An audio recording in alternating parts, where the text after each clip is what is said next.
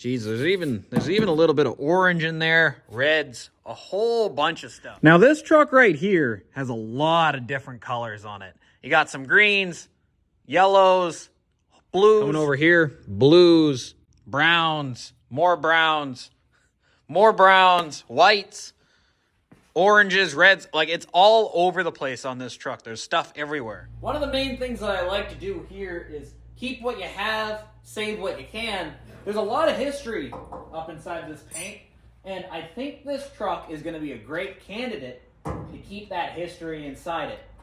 Now, we have to remove all this because it's layered with Bondo. We don't want that. But can we recreate it? Here's my idea. Let's talk about it. Welcome to Ohio Stable Garage. What happens when you're dealing with something like this? All that has Bondo on it. Bondos in different areas all over the truck. We got to get rid of that because I want it kind of like an all steel look at the end of the day. So what are we going to do about it? You got to keep it in mind. This truck build is very much a budget build at the end of the day. Like sub $6,000, let's say. We have cheap wheels, free tires. We reused parts of our long bed to short bed conversion on that truck over there. So if you're doing 5 or 6 paint jobs of a color on this, I'm not going to spend $10,000 for a complete set of paint jobs only to buff through them. Here's my idea. We did a DIY paint job video on our 1985 inspired F-150 with the big block Ford when we did the long bed to short bed conversion. Let me bring you guys over. This truck is kind of the main project truck of the channel, other than the International. But we did a quick paint job on this, and you know what? It turned out all right for what it is. Now, I'm no expert painter, so you got runs, you got orange peel, all that, but forgive all that. We're less than $100 in this complete paint job on this truck, and we painted underneath, the bed, tops, sides, all that stuff. Scooted it back, painted that. We have like 4 coats on it. It's a couple gallons of paint. Again, novice painter, but we have very little money into this paint job. Now, what I used for this truck was Tremclad. Tremclad is Canadian's version of Rust-Oleum, basically. It's the oil-based tractor paint, let's say. But we have, I believe it was 15 or 20% hardener inside the paint, and then it was watered down. It was thinned with paint thinner 25% before I put it on. So it laid down pretty good, and we used a Princess Auto gun. That's Canadian's Harbor Freight HVLP gun, but it was an electric model. So a lot of stuff learned, but the concept's there. If you guys don't see where I'm getting with this, let me be very clear. We don't want an expensive paint job. We want something like that because we're going to be doing multiple paint jobs on this. So here's a really good example of all the layers that I'm talking about. Got some reds, some deep blues, orange, whites for Bondo, and then it's like a spray bomb deep blue over top. Plus you have your rust that's poking through. Adds a lot of character to that. Now, the concept is quite simple. On that, we did really thick coats. I think it came out to be 4 or 5 thick coats. That paint, it's never going to be a problem. But on this, we basically want to shoot a whole bunch of coats on this. So we're talking almost like a single coat each color. What I'm basically saying is we're going to take every color that's on this truck right now, maybe delete one, maybe add one, just add our own little bit of flair to it. But we're going to bring the entire truck down to steel like we have been. No Bondo, no paint, no primer, no nothing. Then we're going to prime it, brown primer, whatever the base coat on this was. Get the colors that we want, and we're going to paint over the entire truck. So one day in the shop, the truck will be brown primer. The next day in the shop, the whole truck might be orange. You know what I mean? Next day in the shop, the whole truck might be red. Next day in the shop, the whole truck might be blue. Final coat will be whatever we want the main top coat to be. Then what I'm kind of thinking is we drive this truck like that last color for 1, 2, 3, 4... whatever weeks it is for everything to cure 100%, because we don't want any spongy coats, nothing like that. because we're going to be using tractor paint to save costs. It doesn't make sense to use an expensive paint on a truck like this, especially when we're not really going to grind down a lot of welds. Kind of keep them there for nostalgia purposes. And then when everything is all one color and it's fully hard, all that stuff, we're going to go over and we're going to wet sand all of our edges. Basically how a truck would be weathered as it sits outside, or whatever weather phenomenon that we're going to be going for, whatever styling we're going to go for, we're going to follow that styling as we sand. And in theory, I'm hoping something like this happens. So pretend this is, or we'll just use that, that's your main coat. Well, we'll wet sand it until we see another coat right there.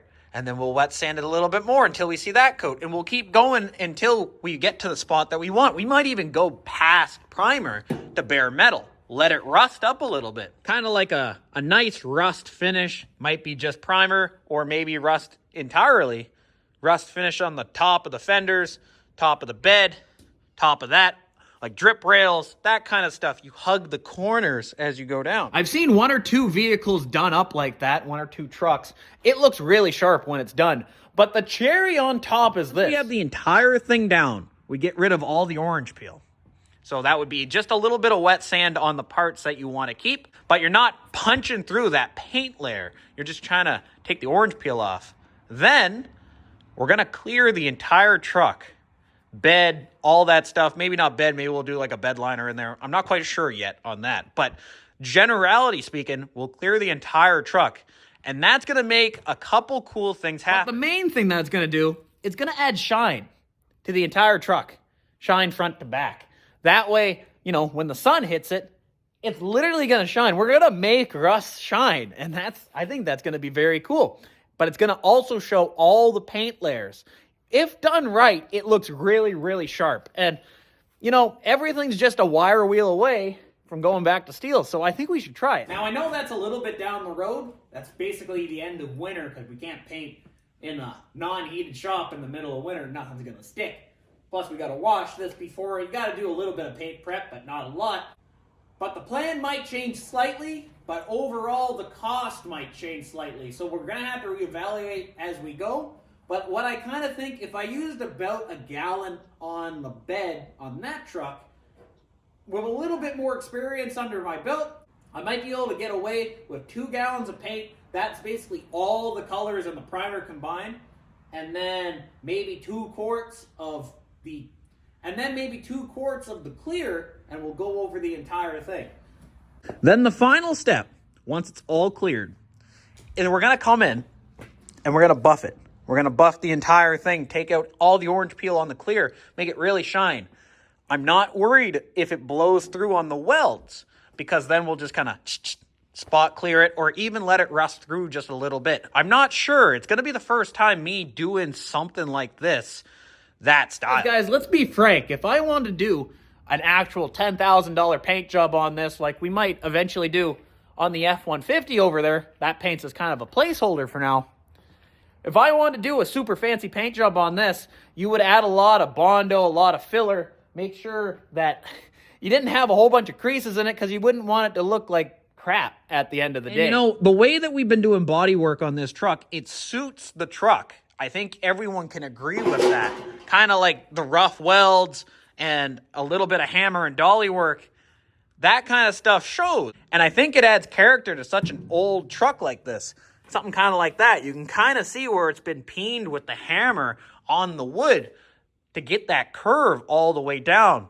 If we wanted to, if we wanted to do a really fancy paint job on that, we would have to prime block, Bondo that, and the Bondo would be crazy. It would be mounded. We would basically be redoing the complete mess that it was, that we tried to get away from. Hopefully the people that are watching this build series like rat rods and like chassis swaps and this kind of a rougher truck build.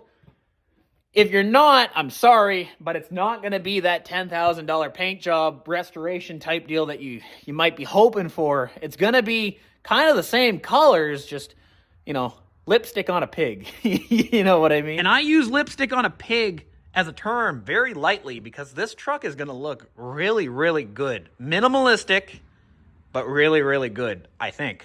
We'll see. What we got to do is make sure that the body work's done in time. I'm hoping, again, end of December, it's basically going to look like the truck it's going to be, minus the paint. Maybe a little bit of finish welding, and that's it. But the rockers and the running boards, cab work, all that stuff, door work, I'm hoping that's all done. But we'll see. But yeah, let me know if you think I'm mad for doing a multi-step paint job on this. If you think I should do a $10,000 paint job, $10,000 with my time on it, dolly work, prime work, Bondo work, all that stuff, let me know, and let me know why. I don't think it suits this truck, but maybe you got a cool idea that I didn't think of. Who knows? You never know what the future's going to bring, especially on a truck like this, and when we're a little bit off from the final mark just yet. But technically we have until the end of winter to do it, so we'll just keep plugging away at it little by little. And as I said, eventually, there's a new dent. Eventually, we'll have something worth looking at. I know we will. It's part of the dream. I hope you guys enjoyed this quick little short video, and I'll catch you guys in the next one. Hey, see ya.